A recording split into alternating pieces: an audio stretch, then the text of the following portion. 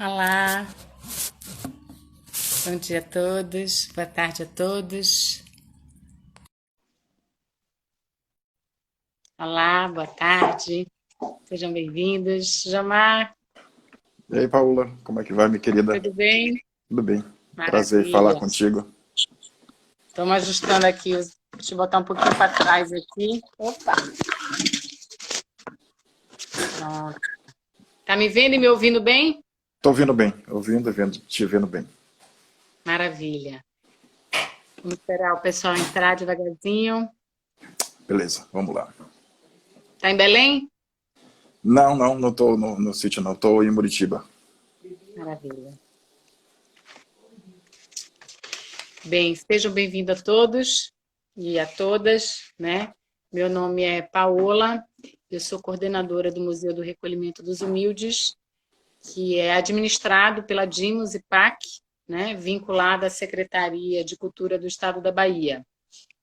Então, em nome da nossa diretora da Dimos, Fátima Santos, do nosso diretor João Carlos Oliveira, do IPAC, e da nossa secretária de Estado, Arani Santana, quero dar boas-vindas a todos. Hoje vai ser um bate-papo, né? Hoje nós estamos aqui com o nosso amigo Jomar Lima, que é fotógrafo, gestor cultural e gerente do Museu da Hansen, além de ser meu amigo e meu vizinho. Seja muito bem-vindo, Jomar. Boa tarde, Paula. É para mim um prazer muito grande. Primeiro, agradecer o convite, né, de participar de uma live com você e falar de coisas nossas, coisas de Cachoeira, coisas do Recôncavo, coisas da Bahia.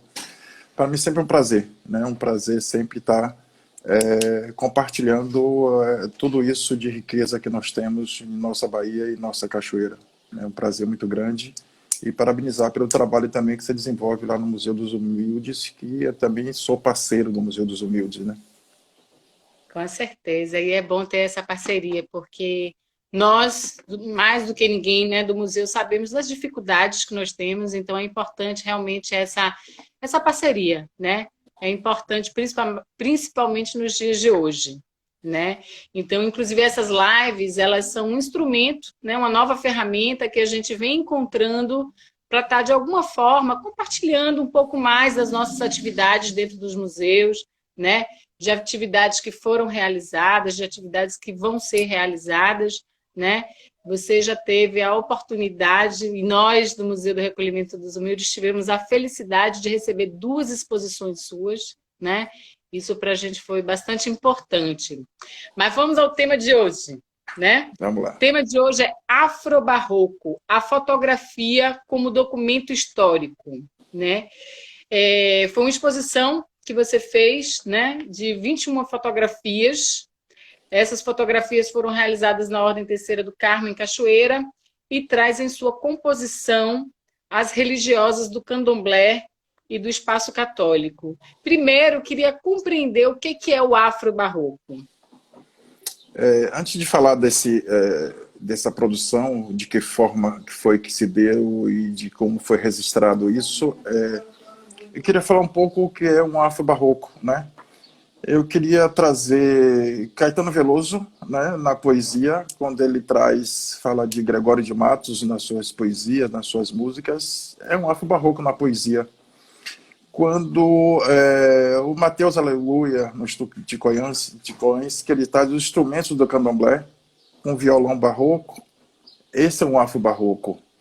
O mesmo trabalho que os meninos do Gejinagô fazem também na sua música é uma música afro-barroco. Quando eu fiz esse registro fotográfico, eu não tinha dado nome a essa exposição, essa é a verdade. Eu comecei a registrar e depois conto de que forma que eu fiz esse registro. Mas foram três pessoas que, ao olhar essas fotografias, que intitularam a minha exposição Afro-Barroco. E uma dessas pessoas foi o próprio Mateus Aleluia, que ao ver essas fotos disse: isso aqui é o afro-barroco, né? E aí me disse justamente esse afro e o barroco nessa conjunção e o que seria. E as outras duas figuras foi o próprio Gilberto Gil, em 2006, quando da inauguração lá do Conjunto do Carmo, eu fiz essa exposição, coloquei no claustro do Carmo e, a olhar, Gilberto Gil veio lá e disse: isso é o afro-barroco, né? E o Luiz Antônio Lu Cachoeira também, que é outra figura também que tem esse olhar, também me diz a mesma coisa, né? Esse afro-barroco na fotografia dessa exposição, Paula, a Igreja do Carmo de Cachoeira, ela inicia sua construção no final do século XVII, né? Em 1692. E é uma igreja barroca, né? Barroca, alguns outros historiadores e pesquisadores chamam de barrocão, né? Aquela coisa mais pesada do barroco e do período. E aí eu trago a Igreja da Horteceira junto com o Candomblé.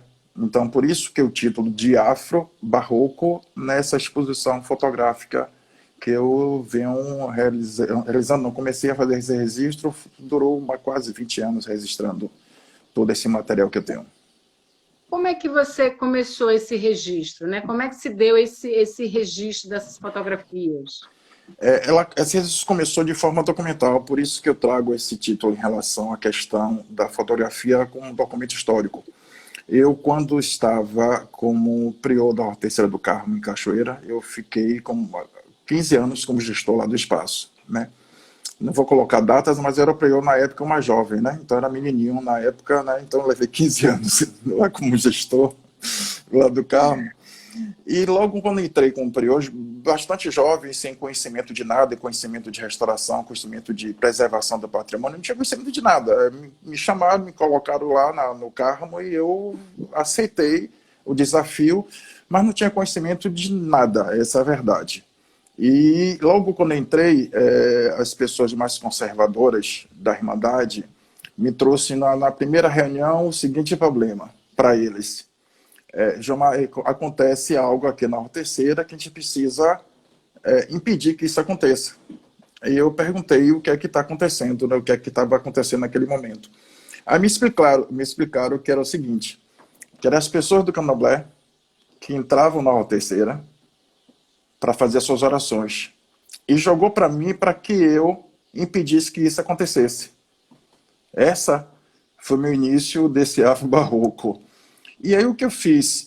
Eu precisava verificar e ver o que é que acontecia naquele momento para que eu pudesse trazer à mesa administrativa o meu olhar e tentar resolver aquilo. Eu, de imediato, não proibi. Eu comecei a ir todas as sextas-feiras para a Horteceira, a qual eu estava como gestor, e comecei a acompanhar essa ritualística que era o povo de Candomblé vindo, os Iaôs, as Iaôs, vindo à Horteceira pedir a benção dos passos e pedir a benção ao Oxalá. Então eu comecei a acompanhar, então para que eu levasse isso à mesa administrativa, o que eu fiz? Eu comecei a fazer esse registro fotográfico e comecei a registrar, né, para poder mostrar também aos irmãos e à mesa administrativa o que é que essas pessoas estavam fazendo. Além das fotografias, eu comecei a filmar também e para mostrar a eles que as pessoas estavam indo bater a cabeça assim, do espaço, ajoelhando e fazendo as suas orações. Então eu comecei a fazer esse registro. Então ele começa nesse momento. E a partir daí, desse momento que eu comecei a registrar, fotografar, fazer alguns vídeos, desse momento tão mágico, que eu comecei a entender o que é que o povo do Candomblé estava fazendo numa igreja católica. Né? Elas estavam E já orando. é uma relação antiga também, né? Que a gente pode até falar mais um pouco. Não é uma relação de agora, né? A Não, gente não tem é. aí exemplo a peça da Boa Morte também, essa relação entre a Igreja Católica e o Candomblé, que é algo tão Sim. presente, né? Eles estão, apesar de serem religiões distintas, eles estão de uma forma muito, aqui em Cachoeira, de uma forma muito, né? Por exemplo, a presença deles dentro de uma igreja católica, bater cabeça dentro da Ordem Terceira do Carmo, né? Então existe essa relação histórica de um bom tempo, né? Isso Diante dessa. bem antes. Isso eu comecei a registrar no século XX, né? Mas isso era de muito tempo. Só que queriam jogar isso para alguns conservadores, queriam jogar isso para cima de Jomar, para que Jomar proibisse isso. E acabou que eu comecei a participar não só desse momento no Carmo, lá na Igreja do Carmo, como também eu comecei a ir nas saídas dessas casas de Candomblé que tem em Cachoeira, em São Félix e em outros lugares que vêm para Cachoeira. Eu comecei a ir essas casas. É tanto que a minha amizade com esses babalorixás e alorixás começa a partir desse momento que eu começo a acompanhar isso e não impedir, é claro. eu comecei a fortalecer esse momento, fortalecer e ir na casa delas, porque algumas delas já tinham essa leitura de que algumas pessoas da Rua Terceira queriam impedir esse momento delas. Uma das primeiras pessoas que eu fui foi Mãe Baratinha, né? Mãe Baratinha, assim, eu tinha um carinho muito grande, passei a ter um carinho muito grande por Mãe Baratinha, porque foi a primeira pessoa da preocupação dela que ela não pudesse mais adentrar na Rua Terceira. Então, foi a primeira pessoa que eu não a convidei para a reunião na Rua Terceira, eu fui até a casa dela, né? Falando o que estava acontecendo e que eu estava assumindo a responsabilidade de que, desculpe a emoção, porque realmente foi assim um momento muito bacana para mim. Assumindo essa responsabilidade, dizendo a ela, eu quero que vocês continuem fazendo o que vocês sempre fizeram a vida inteira, né? E a partir daí, fortaleci a vinda deles e aí comecei a fazer os registros na casa da Baratinha, na saída dela. O último que eu fiz agora foi no Ventura, né? Tive no Ventura, fiz o registro na saída do Ventura até a Igreja do Carmo, em diversos... São centenas, milhares de fotografias, Paulo, que nós temos, de vários momentos em várias casas. Então, foi assim para mim, para mim, né, que foi, para mim, um dos, assim, como profissional na área de fotografia, para mim, um dos momentos mágicos que tive foi justamente essa relação do candomblé com a Igreja Católica e fortaleci e, junto à mesa legislativa, fortaleci isso e não tirei essa devoção que elas têm a Senhor do Espaço, a Oxalá, na cidade de Cachoeira. Na época, Gilmar, o Senhor dos Passos, ele ficava exposto dentro da Ordem Terceira, é isso? Porque hoje ele Isso. não fica mais, né? Não, ele continua ainda, fica. Fica na lateral, né? Não fica mais na igreja especificamente. Nós temos na igreja da Terceira do Carmo, nós temos dois Senhor dos Passos. Tem um Senhor dos Passos que fica no altar lateral, quando você adentra a nave da Rua Terceira, ela fica na sua lateral direita, quando você adentra na entrada da Capela Mor, dentro da nave. E tem outro Senhor do Espaço... Eu moro, né? Eu moro na frente da... Na frente do Carmo, né? Você é praticamente dentro da Igreja do Carmo. E tem uma outra imagem de Senhor do Espaço, que é a imagem secular, né? Que ele está na parte do primeiro pavimento do Carmo, que existe uma história que essas imagens são de Macau, é o mesmo conjunto de imagens de Macau que nós temos, dos Cristos de Macau, que nós temos na sacristia da Rua Terceira. Se as pessoas que conhecem, eles têm uns traços com os olhos amendoados, com características orientais, né? Eu tive a oportunidade, há 9 anos atrás, eu estive em Macau, na cidade de Macau, eu fui fazer um colóquio, e eu visitei algumas igrejas. E dentro dessas igrejas, eu visitei, como Macau foi uma cidade administrada pelos portugueses, então, em Macau tem em torno de 12, 13 igrejas católicas. E uma das igrejas católicas em Macau tem o Senhor do Espaço, e o Senhor do Espaço também tem uns traços com os olhos amendoados. Interessante que as outras igrejas, você não vê as imagens com esses detalhes orientais, por incrível que pareça. É a única que eu conheço, na verdade. Assim. Só tem uma igreja. Só tem uma igreja em Macau, onde tem o Senhor do Espaço e outras imagens com detalhes dos olhos amendoados, essa chinesice, que era justamente nessa igreja onde tinha a missa para que esses navegantes saíssem da Ásia para vir para a Europa e para a América, né? Então tem essa relação. Então, algumas pessoas, a gente não conseguiu documentos lá que comprovassem que realmente elas viessem de lá, de Macau, né? Mas a gente tem todo um indício que realmente tenha sido de lá, ou algum desses religiosos tenham feito aqui no Brasil. Isso a gente não tem, a gente não pode afirmar algo que a gente não tenha documentos, né? Então, esse foi o registro que eu fiz entre Macau e Cachoeira, e em relação à imagem do Senhor do Espaço, né? E as outras imagens que é os Cristos de Macau. Maravilha. E por que assim, a importância da fotografia como documento histórico? normalmente os historiadores, eles tradicionalmente eles se baseiam muito em documentos para suas pesquisas. Normalmente a fotografia ela sempre vem mais como uma ilustração dessas pesquisas. Só que diversos autores e diversos outros pesquisadores, eu trabalho muito com Kossoi, porque o Kossoi ele fala muito dessa questão da fotografia com documento, né? A fotografia, é claro que você, hoje, no século XX, principalmente no século XXI, a questão da fotografia, ela se torna o selfie, a fotografia em aparelhos diversos, ela se torna algo muito comum, né?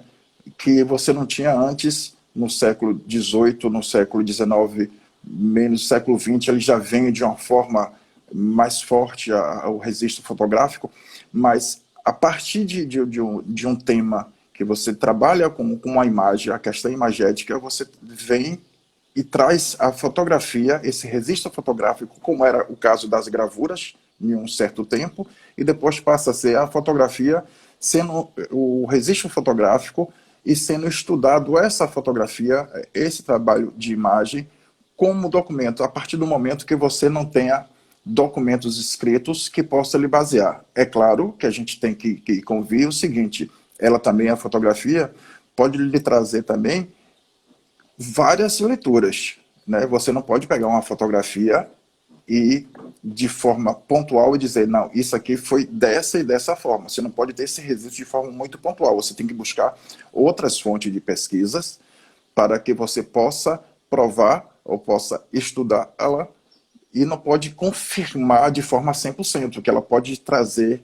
Eu vou mostrar alguns instantes, algumas fotos desse registro que eu fiz, e aí você pode ter diversas leituras, né? Então, mas ela, a partir de uma pesquisa mais minuciosa, a imagem, ela sim é um documento histórico, um documento em diversos momentos da nossa vida cotidiana, quando nós pegamos fotografias da nossa família, por exemplo, a gente pega uma fotografia antiga dos nossos pais, do casamento dos nossos pais. Os restauradores, por incrível que pareça, ele trabalha muito com fotografias para que ele possa chegar ao real do que foi aquele patrimônio. Às vezes ele pega uma fotografia de um casamento que serve para um restaurador. Às vezes aquela igreja ela não tem um registro mais aprofundado de fotografia. O que o restaurador faz? Começa a pesquisar junto à comunidade fotografia de batizados, de casamentos, aonde o restaurador ele consegue, numa fotografia de casamento e de um batizado, perceber que o registro daquela talha era de tal forma e que possa chegar a um restauro de forma hoje. Então, essa fotografia, assim, ele tem esse trabalho, traz ela como documento histórico. O seu trabalho, ele não foi só de fotografia, né? Foi um registro histórico, como você falou, já tem Sim. 15 anos, 20 anos que você vem documentando e fotografando toda uma história, né? Sim, sim. E essa questão da fotografia, você estava falando aí, eu me lembrei, eu acompanhei o restauro das duas igrejas, do Amparo e em Santa Amaro, né? Sim. E os pesquisadores e os restauradores, eles não tinham acesso, né? Eles não sabiam como era a capela maior original, como eram os traços, e eles recorreram a fotografias, a estudos, as pessoas mais antigas, para que eles pudessem ter uma compreensão melhor de algo que não foi documentado. Então, as fotografias, elas, de fato, elas auxiliaram tanto para que eles pudessem fazer essa recomposição e essa restauração, né? Esse foi algo muito, muito real mesmo, porque eles não tinham, né? Assim, e a fotografia, tem pessoas aqui falando, professor Luiz, ó, a O Luiz fotografia é um Freire. instrumento, nosso amigo Luiz, que Sim, participou sim, aí, sim. da iconografia, fez um trabalho lá do livro com a gente no Museu dos Humildes. A fotografia é um instrumento do historiador da arte, desde sempre. Com a fotografia digital, esse instrumento foi potencializado. Hoje, fazer fotos de vários ângulos do objeto estudado. Grata aí, professor. Doutor Luiz Freire, um grande abraço. Pois é, você está com uma turma boa aqui. É condição pela qual não podemos fazer nossa análise Na verdade, eu não estou vendo todos os comentários, eu vou pedir um pouquinho de paciência para vocês, mas fiquem à vontade para perguntar, para comentar, e aí a gente vai respondendo dentro do possível, Sim, tá? Uma outra coisa, né, assim, a memória é aquilo que é lembrado no presente, né? Então, assim, eu tenho, assim, na minha religiosidade, a gente fala, memória em mim mora, é aquilo que é guardado em mim. É como você falou em relação às fotografias, né, de família. Então, é importante que a gente traga para o presente, né, essa história, essa memória, para que ela fique de fato registrado, valorizado e preservado, porque a gente só pode preservar aquilo que a gente conhece, claro. né? Então, é por isso essa importância da divulgação, né, desse trabalho. Por exemplo, muitas pessoas não conhecem esse trabalho, né? Então, assim, é importante que a gente continue, né, divulgando e possibilitando as pessoas conhecerem esse trabalho, esse registro. Por falar em fotografia, você podia mostrar um pouquinho aí para a gente, para as pessoas que não tiveram a oportunidade, só Uhum. para que a gente tenha um gostinho, né, desse Eu seu vou. trabalho tão bom. A gente tem a limitação do Instagram, que a gente não tem condições de inserir aqui as fotos, mas eu joguei uma projeção aqui, vou pelo menos colocar algumas fotografias para que as pessoas tenham ideia de como foi esse registro. São poucas, porque eu tenho milhares de fotos, como eu disse anteriormente, de todo esse registro durante todo esse tempo. Mas alguns fragmentos desses momentos eu vou mostrar aqui. Vou girar, peço licença, eu vou girar a câmera aqui. Paula, um minutinho, por favor.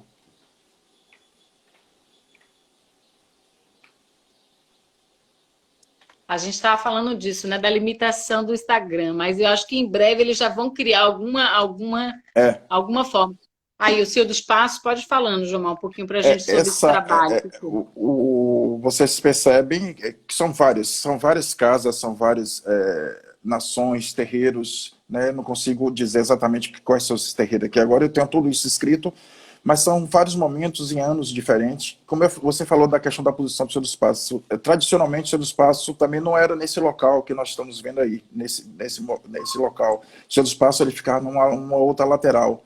Mas com a reforma passou a ser nesse espaço, depois tem uns 3 anos que desceram a imagem, jamais retornaram para o seu local de origem. E com um detalhe interessante, Paula, que muitas pessoas também não conhecem, é que aquela escadaria da Rua Terceira do Carmo, essa foto eu acho ela maravilhosa, eu adoro essa foto, né? A bênção, também nesses momentos. Na escadaria da Rua Terceira do Carmo, quando você vai subir para pedir a bênção ao Senhor dos Passos, em cada degrau você faz um pedido na parte dali, na subida da escada, e ao subir cada degrau, você vai rezando todo o Pai Nosso, e chega certinho no último degrau, quando você reza e faz seus pedidos. Tem pessoas que sobem de joelhos as escadarias da Rua Terceira do Carmo até a Senhor dos Passos. Algumas dessas hoje já subiram de joelhos. Então, são vários momentos, como eu falei anteriormente, que é um momento mágico e emocionante, né? A forma como eles adentram a igreja, a forma como elas reverenciam o Senhor dos Passos, reverenciam Oxalá, né? Então, é um momento para nós. Aí você me perguntou até, ontem a gente conversando comigo, você perguntou se você é católico, né, Jamar? Eu disse, sou católico apostólico baiano, né? Porque eu não sou católico apostólico, né, romano, eu sou católico apostólico baiano, eu sou baiano de verdade, aonde a gente tem que estar em todo esse percurso da nossa religiosidade e o respeito a essa religião, a todas as religiões. E passei a ter um respeito muito maior ainda a partir do momento que você conhece, né? Então, acho que é isso que é o que eu falo da escadaria, essa imagem, por exemplo, ela subindo essa imagem anterior, que elas começam a rezar o Pai Nosso a partir desse primeiro degrau. Jamar, me tira Sim, uma dúvida. pois não. Qual é o momento, assim, quando que elas vêm para a Ordem Terceira do Carmo? Eu percebo, às vezes, algumas pessoas que saem de algum trabalho, e aí elas vêm, especialmente, é o primeiro momento delas, elas vêm andando do terreiro até a Ordem Terceira do Carmo. Explica um pouco melhor para a gente como é que funciona esse momento. Elas estão em obrigação, né, quando elas fazem a obrigação nos terreiros, e essa saída dela é a primeira saída dela. É a primeira saída deles, a rua, a comunidade, é a primeira saída. Então, nessa primeira saída, ela vai ao seu espaço pedir essa bênção. Então, é a primeira saída do tempo que ela ficou lá. Tem muitos que ficam 6 meses, isso é muito relativo o período que fica em cada terreiro desse, em cada casa dessa, em cada nação, tem sua peculiaridade. Então, esse momento que ela fica lá, na saída delas, o primeiro local que eles vão é na igreja do espaço pedir a bênção. Então, aí você vê essa relação do candomblé com a igreja católica e do candomblé com Oxalá e com o Senhor do Espaço, que para eles é o maior dentro do candomblé e dentro da religião católica, né? Então, o respeito que eles têm em relação à religião. Então, essa é a primeira saída delas. O Senhor dos Passos e por Nossa Senhora, né? Existe uma relação muito íntima. Muito íntima, muito íntima. É a mesma relação que tem a Nossa Senhora da Glória para a Irmandade da Boa Morte. A devoção delas é muito forte, a Nossa Senhora da Glória, né? Então, você não vê nenhum tipo de manifestações a não ser a devoção mariana, a devoção a Maria, a devoção à Nossa Senhora da Glória. Né? Como a gente não está falando de Boa Morte agora, não vou nem me aprofundar tanto em Boa Morte, porque senão a gente acaba fugindo do nosso tempo. É um outro momento que a gente pode também estar conversando mais tarde. Isso não impede da gente estar claro, compartilhando, né, esses saberes. E você é muito próximo também da Boa Morte, você tem uma proximidade, uma história também. Quem sabe, assim, na segunda live a gente pode estar falando um pouquinho mais sobre ela.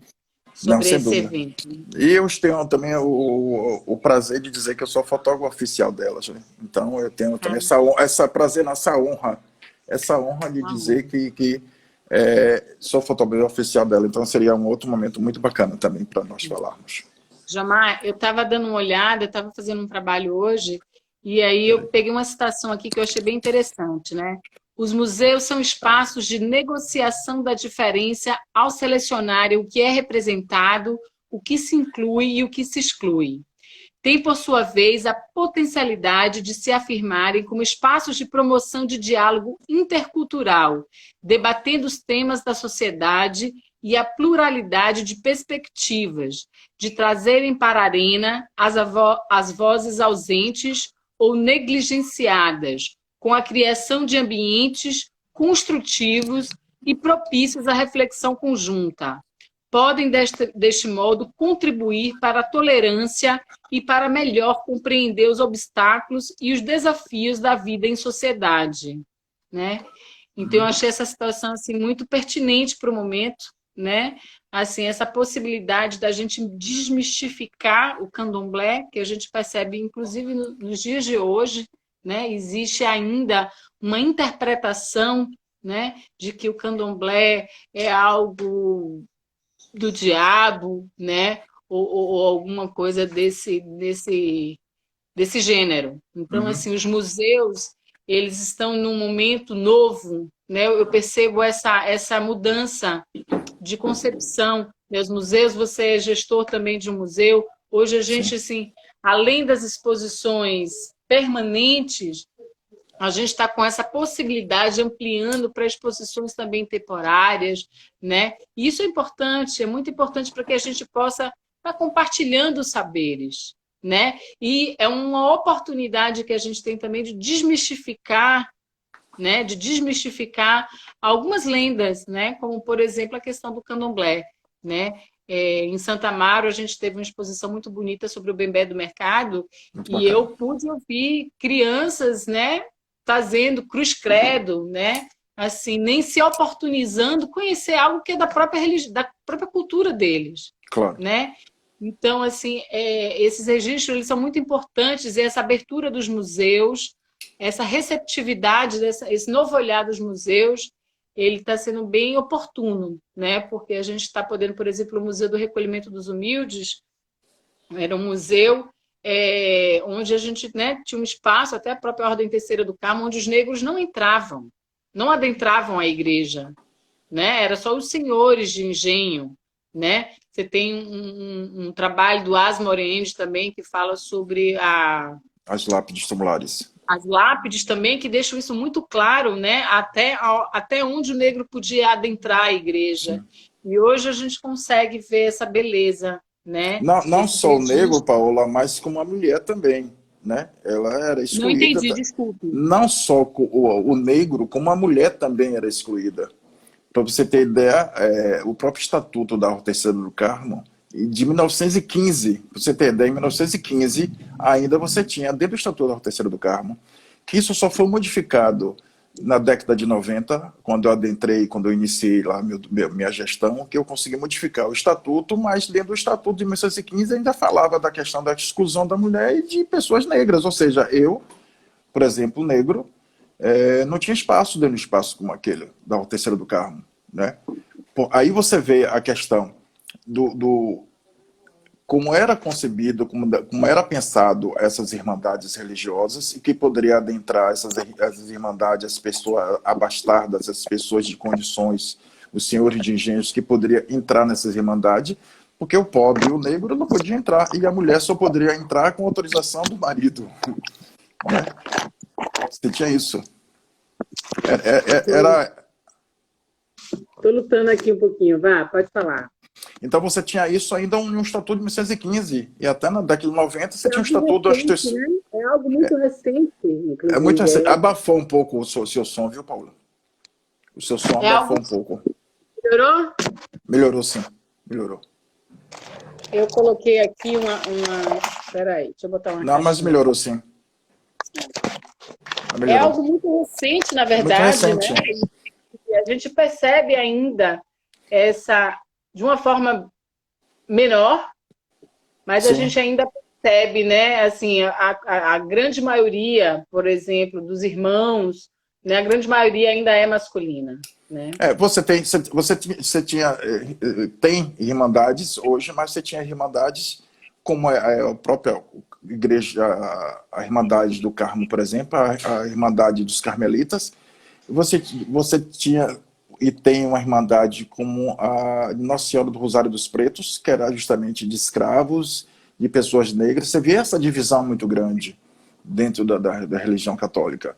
Né? Você vê dentro da sociedade, você tem essa divisão. E a gente hoje ainda enfrentamos essa discriminação em pleno século XXI. As pessoas ainda de pessoas do candomblé ainda são discriminadas, você sabe disso. Nós sabemos disso, nós somos uma cidade com cachoeira, nós sabemos que pessoas do candomblé O são professor Mário discriminadas. participando aqui também, ó. E do ponto de vista do recorte étnico também. Sim, sim. Muito bem, professor. Então É. tinha essa discriminação e você tem essa discriminação e dava esse racismo aí latente em pleno século XXI, que é algo assim A gente sabe? vem vendo os acontecimentos, né, atuais Não, agora, recentes, a né? gente está vendo esse acontecimento recente, mas isso acontece o dia a dia nosso. No dia a dia nosso, o que você falou da questão dos museus, da questão esse social, do papel social do museu. Então, o que eu tenho feito, Paula, eu estou como conselheiro da Fundação Hansen há quase 30 anos, mas na gestão eu comecei em 2010. Então, o que a gente tem feito muito na questão da gestão dos espaços, não só a exposição, e sim a inclusão dessas pessoas. Hoje nós temos em torno de 14, 15 grupos que fazem atividades diversas, do hip hop, de capoeira, de uma oficina de estilogravura, de artes plásticas, de escultura, como você já participou de diversas oficinas, para que a gente traga essas pessoas para dentro desses espaços, que também era um espaço de exclusão. Você tinha um espaço de exclusão, que eram os museus, né? Os museus tinham um papel, mas era um espaço da elite, Na né? verdade, a gente está criando agora, nesse novo momento, uma relação de afeto, né? A gente está criando uma Também. relação de afeto entre o patrimônio e o sujeito. E eu Uhum. acho que isso está desconstruindo um pouco aquela visão de elite, né?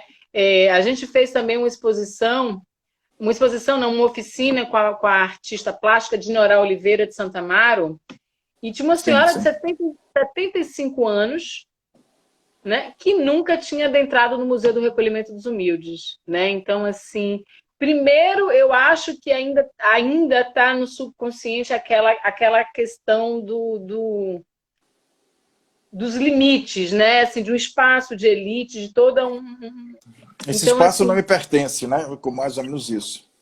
pois é, então a gente está. Esse novo momento dos museus também, eu percebo essa quebra e essa importância mesmo da gente poder cativar a comunidade, porque eles precisam se apropriar do que é deles, né? Sim, Os museus são deles, é um espaço eu acho público. que minha amiga está aqui ainda nos assistindo, mas eu sempre brinco com ela, que é a Simone Trindade, que tem um trabalho fantástico, a Simone Trindade, lá do Museu do Costa Pinto, que eu brinco assim, que com uma prima rica, né, da riqueza que é aquele acervo do Museu Costa Pinto.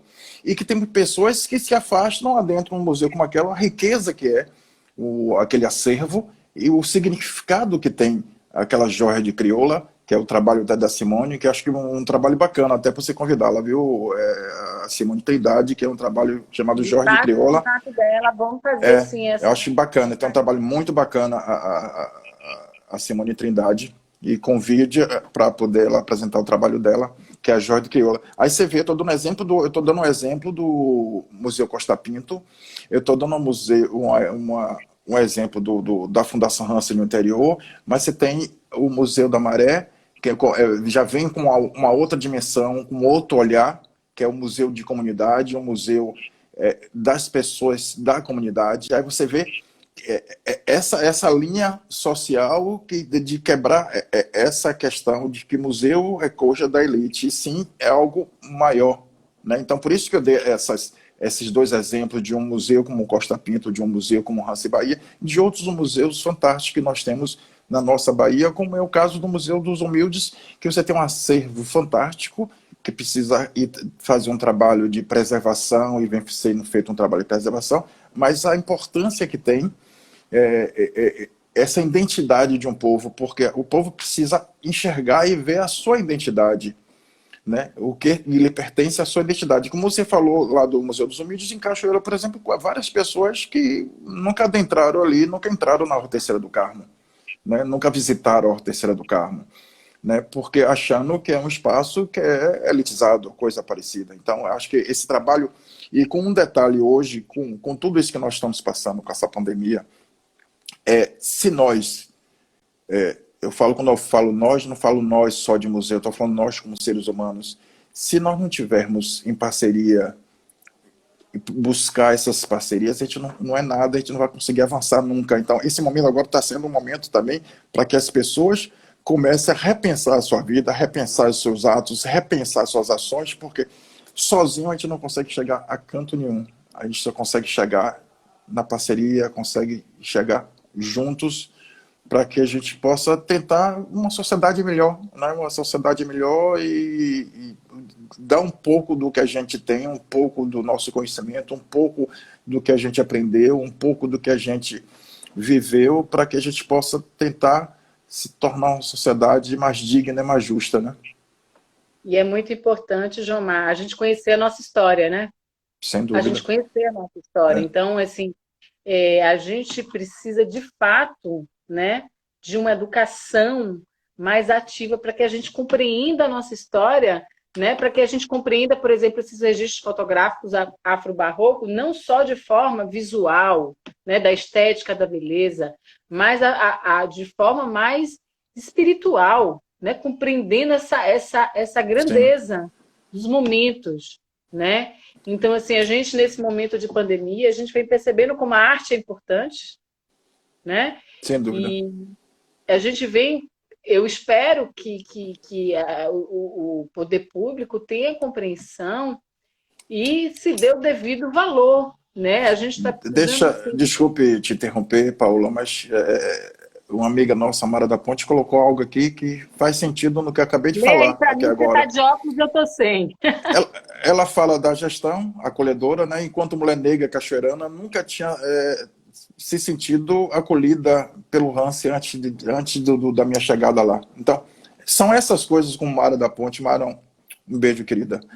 São essas coisas que a gente ouve que só nos faz fortalecer, Com certeza. saca? Então, Mara da Ponte é uma mulher quilombola, lá do Engenho da Ponte, uma mulher batalhadora, mas, como ela disse, ela nunca tinha adentrado no Hansen, nunca foi acolhida na Fundação Hansen. Então, A esses gente espaços que são espaços para isso, entende? E o que é mais lindo de tudo, quando eu vejo hoje, por exemplo, as oportunidades. Você pegar, por exemplo, uma pessoa sua que era da área de limpeza, ou que era da área, é, de uma área distante da arte, ela ficava apenas como é, Invisível. O invisível, né? invisível.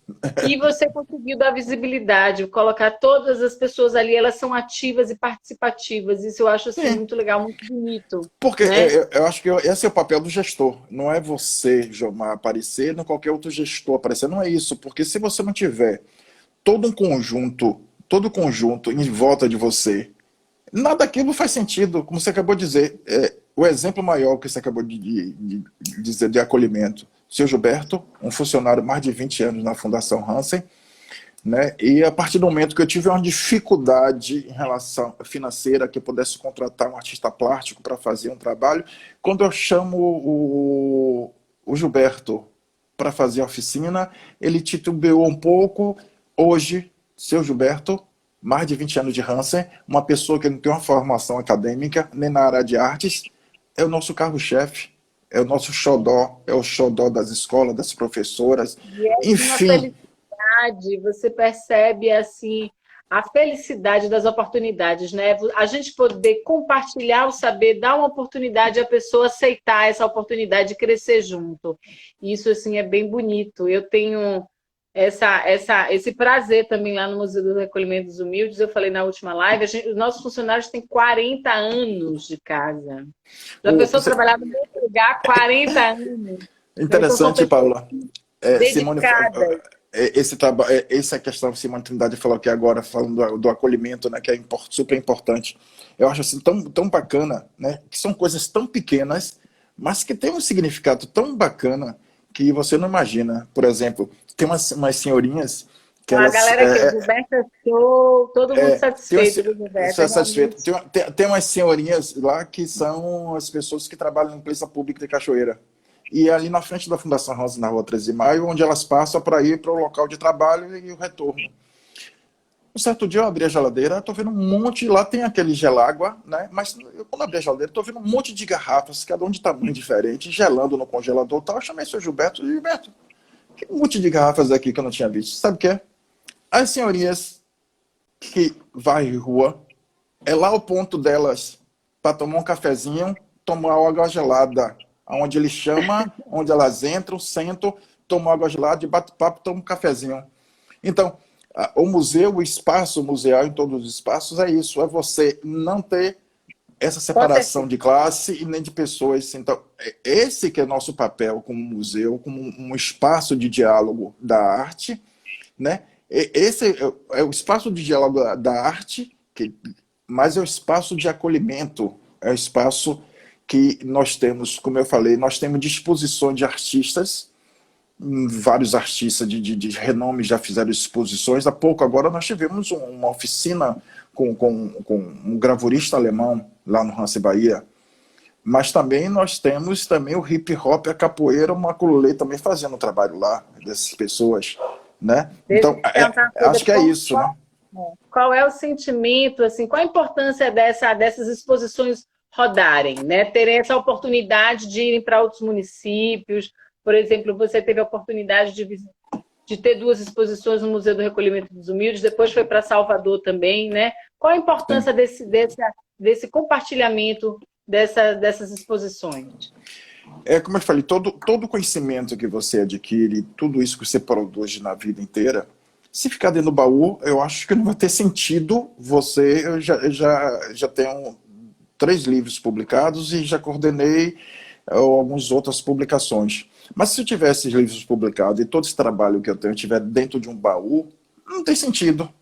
Né? Então, o grande prazer de um artista, o grande prazer de um fotógrafo, o grande prazer de um museólogo é ver aquele trabalho que você fez com tanto carinho, com tanto amor, ter visibilidade e que as pessoas conheçam. Né? Então, esse que é o melhor momento de um artista, o melhor momento de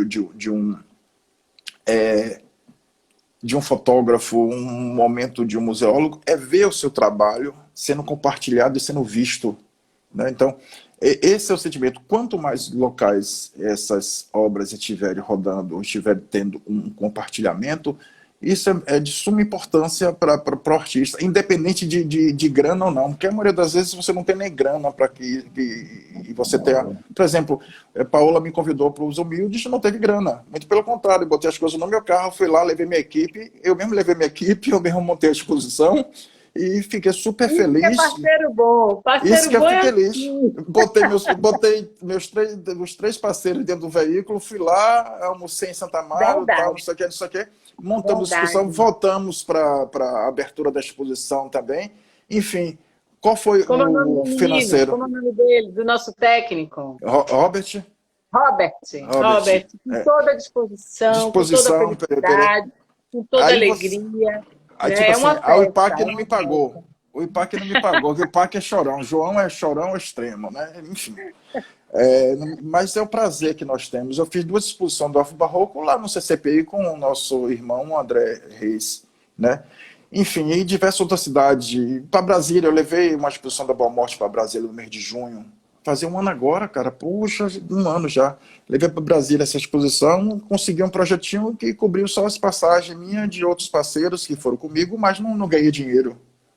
Mas Especialmente nesse momento, Jomar, onde a gente não está podendo assim, se reunir fisicamente, eu uhum, acredito que as fotografias, esses registros, eles vão poder ser bem mais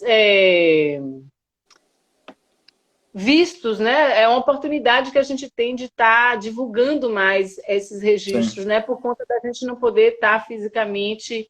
Eu não sei se esse ano provavelmente não teremos a Boa Não Morte, creio. né? Não, não. Quase que Se certeza que não. houver, vai ser algo muito pequeno e muito específico, como o Bembé do Mercado. O Bembé do Mercado, há Isso. 131 anos, eles desenvolvem essa festividade. Não tinha como não acontecer.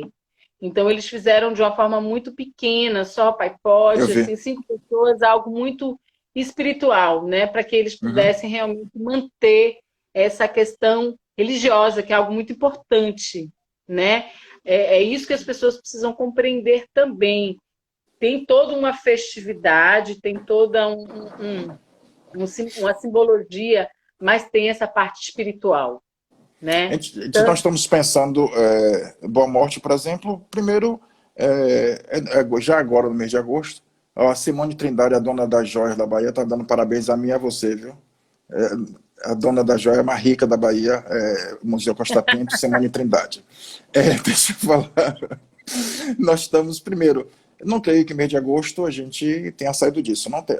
Então, a questão da idade dessas senhorinhas da Boa Morte, né? Problema de saúde, enfim, então está descartado. Então a gente está pensando em um formato que vai ser esse formato virtual. A gente tem muito material, além de fotografias, muitos vídeos, muitos depoimentos, então a gente vai pegar tudo isso e fazer um momento durante a data mesmo de 13 a 15, enfim, né? Buscar, quem sabe, que a gente possa fazer até a comida, mas que bote em quentinha para distribuir em alguns lugares. Eu acho que até a ideia é bacana. Foi até o Valmir que deu essa ideia ontem, que eu achei bacana a ideia dele. Ó, Gilmar, tudo bem que não vai ter comida, mas podemos fazer essas comidas, botar na quentinha e distribuir em alguns locais que as pessoas estejam precisando. Eu achei muito bacana a ideia dele.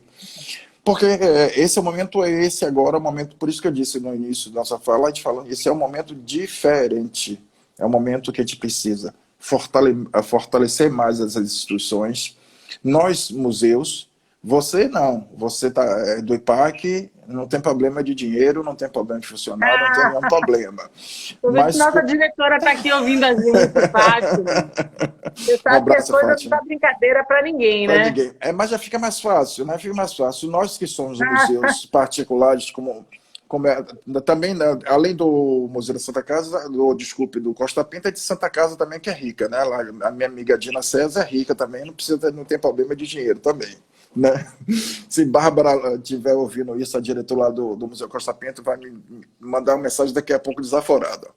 Então, na verdade, a gente passa essa dificuldade, sabemos da dificuldade dos museus estaduais Os federais nem tanto, mas os museus estaduais sabem as limitações de vocês nos museus estaduais e dessa questão de dinheiro para fazer, a gente vê diversos outros espaços. Bacana, o Vanderlei de Pima Atualmente agora agora. tem um ministério específico, né? Então a gente está realmente numa Sim, situação tá bem sim, eu sei, difícil, bem né? O difícil. momento da conjuntura mundial está muito difícil, mas o momento da conjuntura também, assim, para os museus, a área cultural também, ela está muito delicada, Delicado, né? É um imagino para os momento que a museus gente tem muito particulares. cuidado.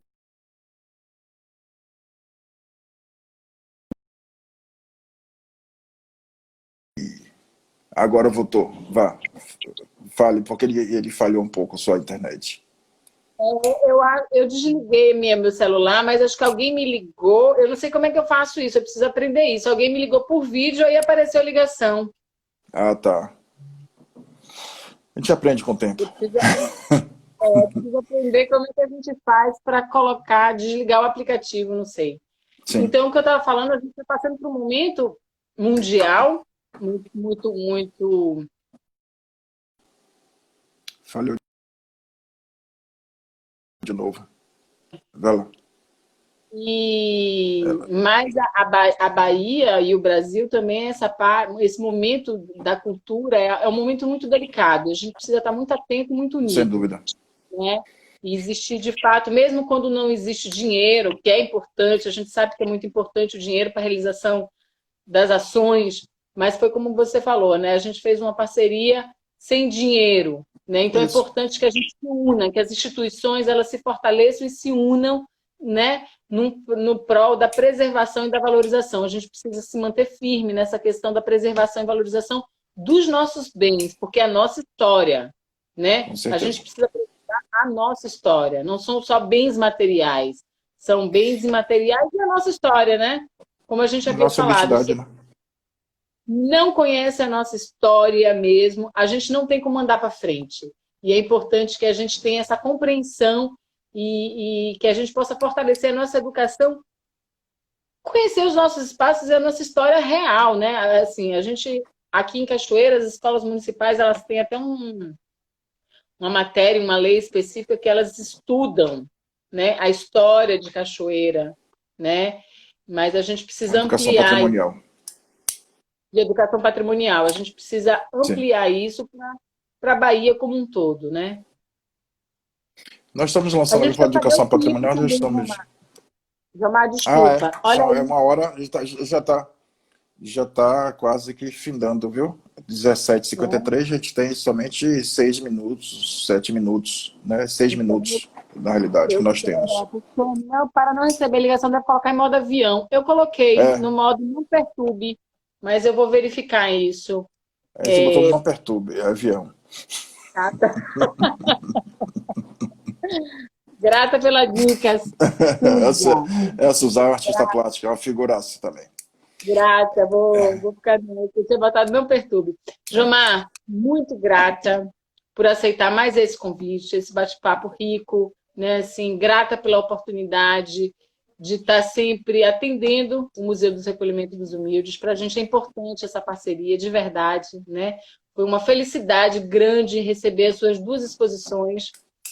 Irmã de Jani, irmã Lourdes visitando o espaço, o pessoal do APAI visitando o espaço, assim, é uma riqueza, compreensão, né, de todo aquele Uhum. trabalho feito, todo aquele registro, né, aquele trabalho feito por você. Grata, né, em nome do IPAC, em nome da Dimos, quero agradecer a sua parceria, a sua contribuição, né, e grata a todos também que estão nos assistindo, né, grata aí pela paciência, Com certeza. e pela colaboração. Agradeço pelo convite, para mim é um prazer muito grande de estar. E tava ficando até com ciúmes, né? Que Lula foi, várias pessoas foram, ela não me convida, também não vou falar nada, esperar me convidar. Brincadeira, Paula. Foi um prazer, né? Eu estou à disposição. Agora, como eu falei com você, comecei a falar, nós teremos agora provavelmente dia 25 de junho, estaremos lançando um site chamado Cachoeira de Patrimônio e Memória, que é um site com alguns bens patrimoniais de Cachoeira. Foi do edital municipal de cultura, né, que a Vanessa Sampaio é o que foi proponente, estamos nesse projeto com fotografias antigas e fotografias nossas também de cachoeira, que de diversos patrimônios e tal, mas a gente vai fazer esse convite para todos possam participar dessa live falando desse patrimônio de cachoeira. Então, para mim é um prazer muito grande, agradeço. Estou à disposição, vamos bater outro papo, tem a Armorinha também aí, para a gente bater um papo, conversar, enfim. É um prazer muito grande estar com você e com vocês, né? Obrigado a todos, Simone, Luiz Freire, nosso mestre, né? Nosso mestre Luiz Freire e todos vocês, Simone Trindade, Angélica, enfim. Ana, Célia, Rai Brito, Cris Alves, Cristiane, vai lendo aí, você que tem mais nossa colega Angélica, né? A Cristiane Marques também, que é nossa colega, nossa parceira, e lá do Hanse Bahia, que é museóloga também, enfim, vários outros que estão aí presentes. Valeu, obrigadão mesmo, foi um prazer, viu? Rose, Sam, agora que a gente começou a ler, José, minha irmã, Carol Ana Célia. A Percival aí, Magalhães também, ó. Grande parceiro, parceirão mesmo. A montar a exposição do Robert. Com certeza. Gente boa, bem legal ter bons parceiros. Ana Célia tá dizendo por nada, Paula, e a Ana Célia falando aí, por nada, Paula. Muito bem, é importante ter uma companheira que aguente firme, que compreenda, né, esses momentos e que apoie, isso é importante. Não, importante, sem dúvida. E aí, me convide, então, viu? Vamos falar. O próximo agora será Asmorende. Um abraço aí, boa tarde a todos. Boa tarde, tchau, tchau. Tchau, tchau.